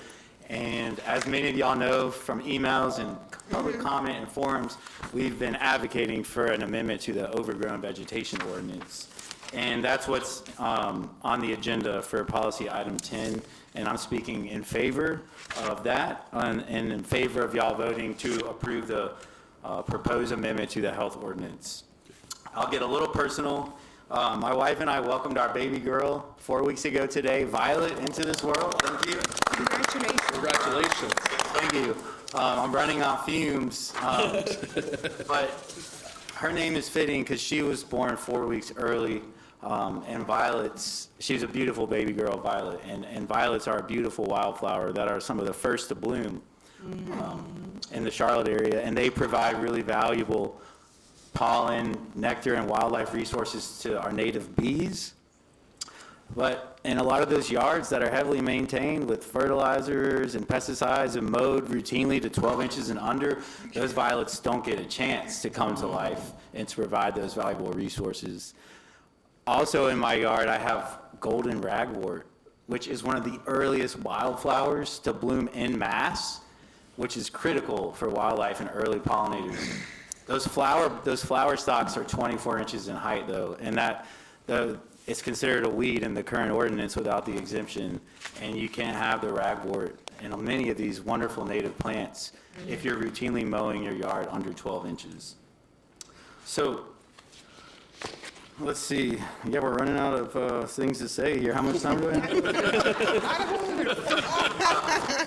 But I do want to applaud all city staff, the mayor, and council for considering this amendment. This is a common sense approach to conservation. It gives property owners the choice to choose stewardship over degradation, to choose environmental protection over environmental assault. And codifying this exemption empowers homeowners to take a non-conventional approach, one that saves water, reduces pollution, captures carbon, restores soil health, returns wildlife and ecological function to the land. So again, I want to thank you all for your time. Thank the city staff. Thank everyone who's done a lot of work to get this ordinance to the vote today. And I hope you'll vote yes and approve this amendment. Thank you. Thank you. Thank you, Mr. Picard. Appreciate you, sir, for coming down here. District 5 right there. I have to apologize to you. No problem. It's an unusual name. Hi, Joy. My name is Dr. Terrell Mackey. I am with the Alden, and I was going to take this just a little bit different direction. Excuse me. Of course, I had a coughing fit just before I came up here. It's not just about pollinators, it's about people as well. And I think that one thing that you as a council have so many hard decisions to make about people, and this is an easy one, because I've been a mental health care worker for 25 years. And the interesting thing is that people respond to green space, to bird song, et cetera. And I just wanted to give you a few stats. ADHD, epilepsy, anxiety, depression, PTSD can have from anywhere, depending upon which studies you're looking at, 5 to 19% improvement in green space areas. And stress can go down as much as 50%. I'm going to take a stat from Trees Charlotte. Goes Trees Charlotte. 3 to 5 miles slower on streets that have trees and green space, less accidents as well, substantially less. We are a bird corridor, So I'm going to switch to birds now. Millions and millions of birds come up through North Carolina, and they need something to eat. And the violets, the ragwort, all of these things are going to help to feed them. So it's ecologically unbelievably helpful. You as policymakers, you make such a huge difference, and I thank you for everything that you do. And I hope that you will take this and move it forward, because it's going to impact all generations after this as well. This book talks about lawns in the U.S. exceed the amount of all our national parks. In Charlotte, we were trying to come up with some numbers a while ago, at least 100,000 acres that we could impact. If you let those of us, it's how can I help? Saving nature with your own backyard. You're going to empower us to do that. Thank you. Thank you, Dr. Mackey. Thank you. Is there a motion to adopt an ordinance approving amendments to the Health and Sanitation Ordinance, Chapter 10 of the City Code, as recommended by the Housing Committee? So me. Second. Councilmember Edgemere. You wanted to go first? Okay. Thank you. First, I want to thank the Housing Committee for their work on updating this ordinance in record time. I remember many of you at least spoke at 3 to 4 public forums, if not more, and many of you have had individual meetings with almost all the council members. I want to recognize Alden's work, as well as Dave Molinero and Nancy Carter and the entire team for reaching out to the council. This is a direct result. This ordinance is being updated is because of the direct result of community's input. So that just shows the power of organizing and power of constituents' advocacy. This shows that council listens and responds accordingly. So I'm very excited to see I'm excited to see how this is going to encourage more pollinator gardens. In fact, there is one near where I live, and I often take my little ones there. But it's good to see now this will be codified into our ordinance. And I'm excited to see how this will support the larger ecosystem and in protecting our bees and butterflies. Thank you all for your work. Thank you, Councilmember Edgemere. Councilmember Mayo. Thank you. So glad to see so many friends that I kind of know personally, so excited to see y'all. Also want to kind of echo what Dimple said as well. The fact that you all have been really persistent in coming and reminding people of the importance of this. I think it's a great reminder that community can have an impact and can create policy changes. So I want to thank y'all for coming. Want to talk a little bit, a plug for naturalistic landscapes, as you know, as an environmentalist in my pro job. I love the fact that we're being part of the solution, thinking about biodiversity, also climate resilience. When we see how climate change is affecting our city now, I think it's so important that we're having naturalistic landscapes.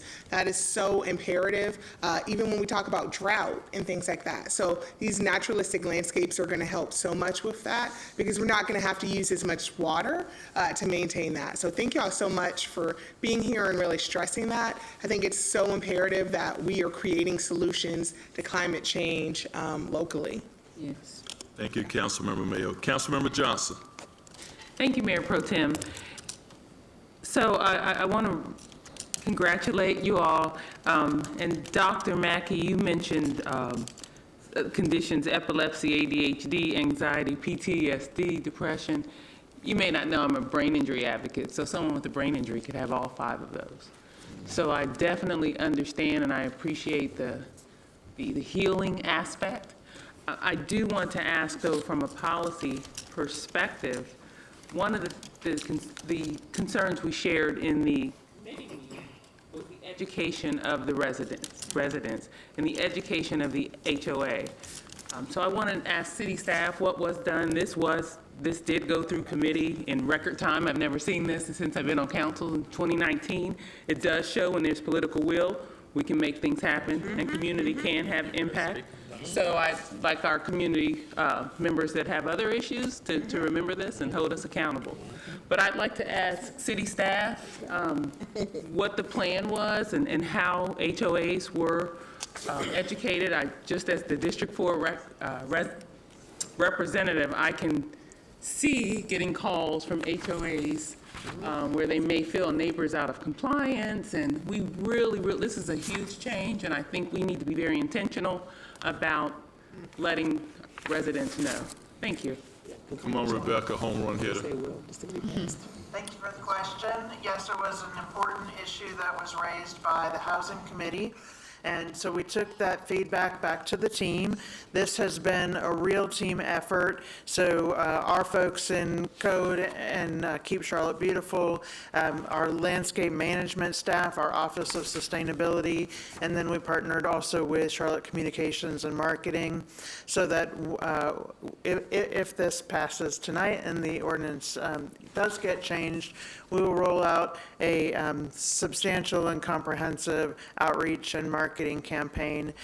The team has developed messaging that we can get to you and you can share with your constituents, as well as different audiences around just the education, not just on what is a pollinator habitat, what is a naturalistic landscape, and how can you get involved, how can you help, as Dr. Mackey said, but also what and where can these gardens exist. And so it does not supersede any restrictive covenants that you might have in an HOA, but we will be sharing this information with HOAs to help them see that this is something that they could do in their communities as well. So there may not be language in an HOA bylaw because it may be silent, it may not address it. So I would have hoped that we educated HOAs before we passed the ordinance, or that we at least talk about that it's on the table. I haven't received anything. Did you reach out to anyone? This is a change citywide. So, and it's your yard, your home, right?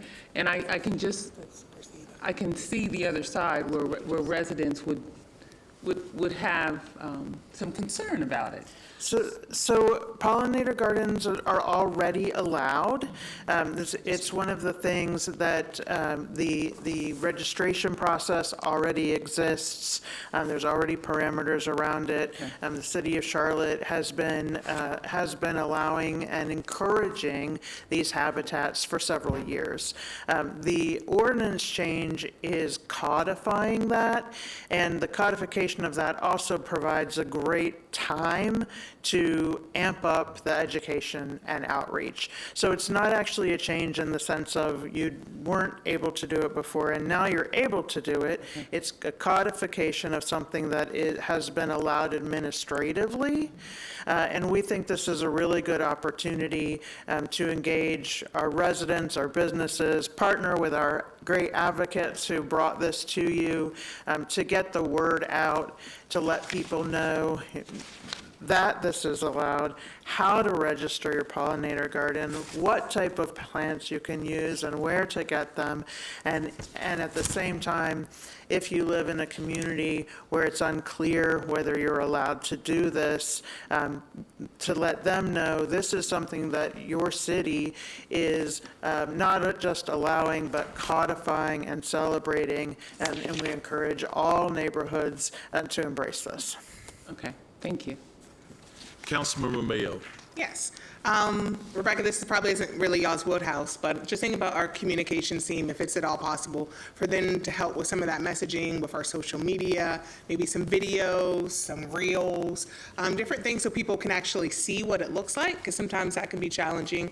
If you're not maybe used to naturalistic landscaping, to have some pictures to see what it looks like, even highlighting the fact that Charlotte is, one of the Bee Cities USAs. So little things like that, I think sometimes creating visuals for people to see, not just flyers, but for them to actually be able to see what it looks like. And remind people maybe with some of the videos, naturalistic landscaping you know, it may look messy sometimes compared to what we're used to, but there are so many benefits. So I think that's important too, just to kind of help get that message out with short little clips, because everyone doesn't want to read a flyer or a newsletter or something about something. Thank you. I'll make sure to bring that back to the team. Thank you. Thank you all. There was a motion on the floor with a second. Are we ready to vote? All those in favor, raise your hand. All those opposed? Great work. Thank you all. I've already sent the update to my. Yeah. Now we move into our business section of our agenda, council. So, agenda item, interlocal agreement for Mallard Creek Stream Restoration Project. Is there a motion on A, B, and C? So moved. So moved. Made by Councilmember Edgemere, second by Councilmember Anderson. All those in favor, let it be known by raise your hand. Any opposed? Fantastic. Item number 12. Restricted covenants for property on Starwood Avenue Amendment. Is there a motion for action items A and B? So moved. Thank you, Councilman Edgemere. Is there a second? Second, are we gonna read that? Adopt the resolution authorizing. A and B, yes. Time for comment? It's moving properly second by Councilmember Mayfield. Discussion. Action A, adopt a resolution authorizing an amendment to restrictions and covenant agreement for property located on Starwood Avenue to extend the time frame for completion for 2 for-sale affordable townhome units. And B, authorize the city manager or designee to execute all documents necessary to complete this transaction. All those in favor, let it be known by raise your hand. Discussion. Oh, you had a discussion. I'm sorry. Excuse me. Council JD. Go right, Councilman. Thank you, Mayor Pro Tem. I would like to ask some questions to staff about this. The first question is, I'm going to just give you a moment. Sorry. Got ahead of myself. Thanks, Rebecca. Could you confirm that the affordability requirements remain unchanged and that these homes will stay affordable for first-time buyers? Yes, so this is just an extension of the time that the developer has to deliver those for-sale units. The requirements remain the same, is 2 affordable townhome units, and the affordability, that means affordable to a House Charlotte eligible household, a first-time home buyer at 80% AMI or below. Perfect. Thank you so much for that. And follow-up questions, if I may. What safeguards are in place to ensure this extension does not become a precedent for indefinite delays on affordable housing delivery, and that we are doing a better job as a city in knowing where orphan roads are located? Yeah, great. Thank you. So, and I appreciate the heads up on this question, because I was able to get input from Debbie and her CDOT team on the orphan road piece. But a couple of things. One is this is not an indefinite extension. It's a time-limited extension. So it extends the time period through the end of July of 2027. And these extensions are only made when the developer has demonstrated, good faith efforts in moving projects forward, and a timeline to us that they will be able to us as your staff, that they will be able to deliver. So one thing to think about, and this property transaction actually goes back to 2020. Originally. And when we first started doing city-owned land for affordable housing, it was a relatively new and innovative strategy. And so your staff, the whole team in city real estate and all departments are actually now engaged in a collaborative process where we're doing a lot of due diligence on the front end. And it is designed to reduce the time it takes after the conveyance is made. And so that's just some of the safeguards there. And then as it relates to orphan roads, so Debbie shared with me that CDOT maintains a database, GIS inventory of orphan roads, and that database is actively managed and updated as new information is identified. And just for context, an orphan road is a street that has been publicly dedicated, most often by a developer, but not formally accepted by the city or the state. So it's not maintained by a public agency, essentially. So just for context. And so CDOT is really doing a great job of working through and updating that information through development reviews and field investigations. And then when, as in this case, the developer actually petitioned the community to have this road accepted to standards, then that'll get updated in the database. So several processes, internal and with our partners over the last couple of years, we've already worked to improve so that these kind of situations get caught earlier and we can deliver the affordable housing units more quickly. Thank you. That's my favorite word, improve. So thank you so much. That is the best answer I could ask for. And then just to reiterate, the timeline is the completion of the requirement is July 31st, 2027. Are we going to get a follow-up update as the project goes along as council? Is that something you all can do? Maybe not in the official capacity after this is passed, but just in informal conversations. Yep, so what I can do is work with the team to figure out the best ways to provide more regular updates. We have a number of units for delivery like this that are going through the process, and we can determine the best way to make sure that you're kept up to date on how those things are moving forward. Thank you so much. And colleagues, orphan roads are like everywhere in East Charlotte, and a lot of communities that are low income and marginalized. And so, now with the 1% sales tax, really having a focus on that and making sure that we catch those early on, as Rebecca was pointing out. So that's it from me. Thank you so much. I just want to follow up. Councilmember Ashmere? I know Councilmember JD mentioned about orphan roads, and he's right, they're all over in East Charlotte as well as in Still Creek area. But I want to make sure, because when I had raised this issue, I was told that any collection from transportation sales tax would only go to orphan roads in ETJ area and not within the city of Charlotte limits. Am I correct? Yes. I'd like to phone a friend, if I may. Okay. Oh, Ms. Debbie. So I just want to make sure that we are setting the realistic expectations. Excellent question, Councilmember Ashmere. Ms. Debbie? Hey, good evening, everyone. Debbie Smith. I'm the Director for Charlotte Department of Transportation. Councilwoman Ashmere, to answer your question, we are working through that process right now to bring forward to council some conversation around orphan roads. Yay, Councilman JD, that's right. But I just do want to say that the focus for the sales tax conversation and the negotiations that we had been having really are around orphan roads in the ETJ.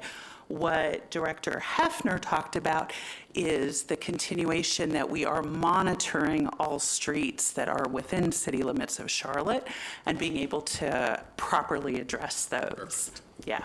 Yes, so to follow up, while we may be limited in using our transportation dollars from sales tax increase specifically in ETJ area, I think we need to examine how we can use some of our existing dollars that we have for transportation to address orphan roads. Because we do have a lot of those in the city of Charlotte limits that need improvements. So that's all I have. Thank you. Thank you, Councilmember Ashmere. Any other comments? So we had a motion on the floor for A and B. All those in favor, please raise your hand. All those opposed? Thank you. Thank you, Rebecca. Thank you, Debbie. Item 13. I'm going to yield to Councilmember JD because I know he's going to want to speak to this. Our next item is the contract for Norland Road Shared Use Path Phase 1, which was deferred at our January 12th business meeting. Is there a motion to approve a contract in the amount $1,250,258.35 to the lowest responsive bidder, Dot Construction, which is a SBE, for the Norland Road Shared Use Path Phase 1 component of the Central, Kilbourne, and Nola Intersection Street Upgrades Project? So moved. Second. Moving properly second. Any comments? Councilman from District 5. Thank you, Mayor Pro Tem. I just really want to thank Debbie and Kathleen. Are you there? Yep. Hey, for really bearing with me and deferring this last meeting and then meeting with me in person with Councilmember Owens to talk about this project. Colleagues, this has been a project that's been around for, I think, at least a decade. Yeah. And I really want to be very clear that it was based on a process that was outdated and didn't work well. We no longer are in that process, which was the Comprehensive Neighborhood Improvement Project Bond. Yeah, there we go. And now we are being more proactive in our other approaches to these projects. I spoke to the team. There is a lot of improvements that were made from last time, such as making sure there are designated bike crossing lanes, as well as preserving tree canopies. I do want to ask staff some questions, so it's on the record, and you all received this ahead of time before this meeting. I would like to ask, how will residents who live along this community, Norland Road, Central Avenue, Kilbourne, be notified and engaged during construction, especially around access and safety, given that District 5 has a lot of high injury networks around this corridor? So good evening, Mayor and Council, Mayor Pro Tem and Council. Kathleen Cishek, City Engineer, Department of General Services.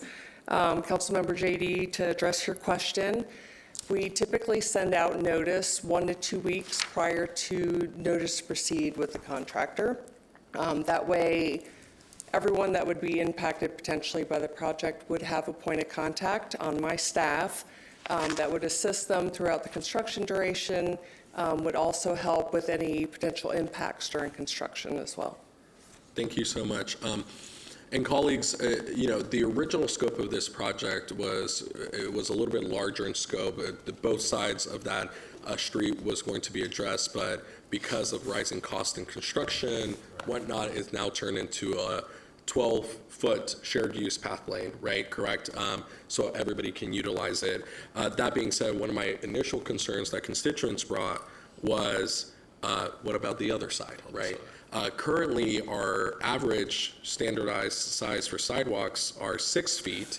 The other side that's being untouched because of the limited scope is 4 feet. So I asked city staff about what's the possibility of modernizing that sidewalk to 6 feet so it can also complement the other side, which is the shared use path.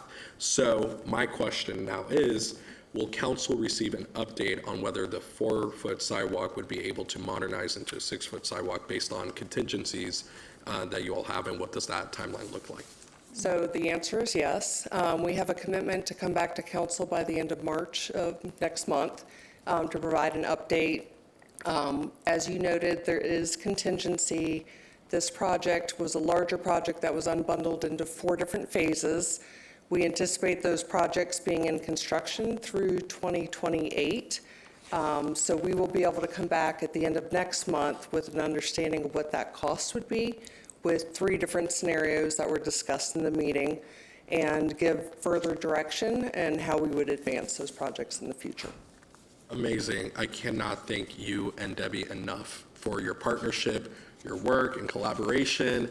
I know I came in hot because it was a 12-year project just sitting there. So thank you so much for your partnership in this. And I know constituents are going to be happy to see this moving forward. That's it, Mayor Pro Tem. Thank you. Thank you. There's a motion on the floor. Are we ready to vote? All those in favor, please raise your hand. Although opposed?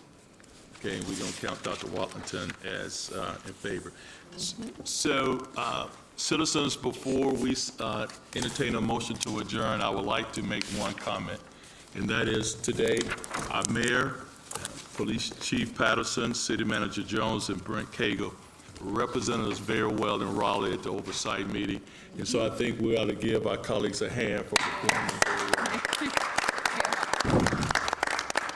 I want to thank Councilmember Driggs and Councilmember Graham for their support. They traveled to Raleigh to be with them.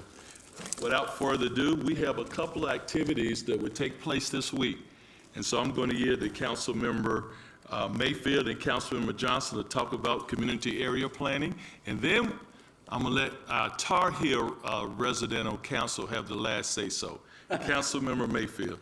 Thank you, Mayor Pro Tem, and colleagues, I definitely want to take a moment to thank Dr. Wallington as well as Mayor Pro Tem Mitchell. I was happy to host a community area plan meeting specifically for the Mountain Island Lake area this past Saturday. We had about 50 residents that were in attendance. One of our residents was here earlier, but I say that to say that the community really appreciated that one-on-one and being able to answer the questions after each presentation. So we have several more opportunities to provide feedback on our Charlotte Future 2040 community area plans. Hopefully when everyone remembers in the community, we have a total of 14 plans. 7 were approved. Council members supported the motion to just pause a little on the additional 7 to have more opportunity for community feedback and education. So coming up on February the 12th from 6 p.m. to 7:30 p.m., staff will be at West Charlotte High School, which of course is located at 2219 Senior Drive. Here's that chance for you to share your input on the community area plans for East, Middle, and Outer, North Inner, North Middle and Outer, Northeast Middle and Outer, West Inner, West Middle, and West Outer. And for those of you that can capture this, there's also a QR code that you can easily scan, or you can just go to www.charlottenc.gov for government, where you can scan, and we also have it in Spanish. My colleague has that up as well. We want to hear from you. We want to make sure that we're making plans that represent the community that we currently live in as we build for the community that our neighbors will be joining us in. Thank you, Councilmember Mayfield. Councilmember Johnson. Thank you, Mayor Pro Tem. There will be an additional presentation at the University City United Methodist Church on February 19th. So that's for you District 4 residents. Other districts are welcome, but the meeting is in District 4. And I want to thank council and staff. This delay from the November vote was important. We've had additional outreach.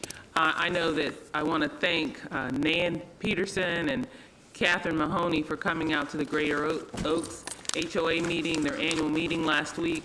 There were lots of great questions. And so this is an opportunity to come out and ask these questions and be involved in the changes that are going to affect the city. I wish we did have this on the screen so that so residents could see it. But I think that this delay has been great. I know that one of the plans, and I don't know which ones, but I think that city staff has been able to find an additional 18,000, I think, acres that kind of meet the residents' needs, those residents that have spoken out. I think it's in District 1 or 2. So there has been a lot of progress, and we look forward to additional community feedback. So I hope to see you on the February 19th at 6 o'clock, 6 to 7:30 at University City United Methodist Church at 3835 West W.T. Harris. There's also, she mentioned the 12th, and then there's a virtual option on February 17th at noon. So check out the website and you'll be able to find additional information. I hope that we post that website on Facebook and YouTube so that individuals can find out more information. Thank you.